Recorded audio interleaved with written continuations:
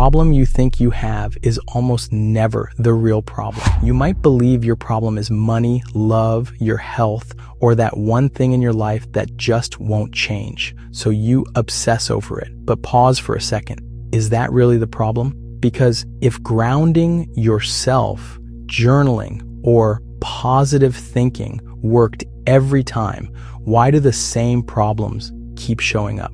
The truth is, the problem isn't what's in your bank account, your relationship status, or your test results. It's how those things make you feel. Anxious, tense, overwhelmed. And the more you focus on what's wrong, the louder those emotions get. From that emotional state, your brain literally can't see the solution. It's trapped in survival mode. You've locked yourself into what I call problem consciousness.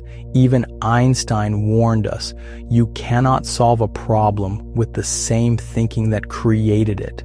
He wasn't talking about physics. He was talking about perspective. Modern neuroscience echoes this. Dr. Joe Dispenza, Bruce Lipton, they've shown that your body and emotions are chemical habits. You keep reliving the same emotional state, and your brain just follows the script.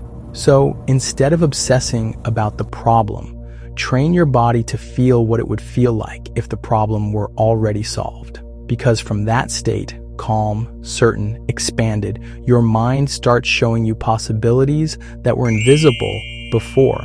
No amount of overthinking can fix a misaligned emotional state. But when you feel different, you act different.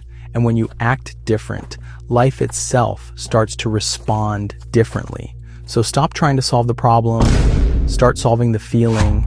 If this message hit home, it's time to go deeper.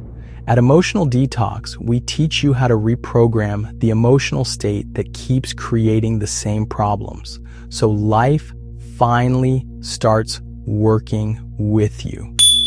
Visit emotionaldetox.ca to learn how.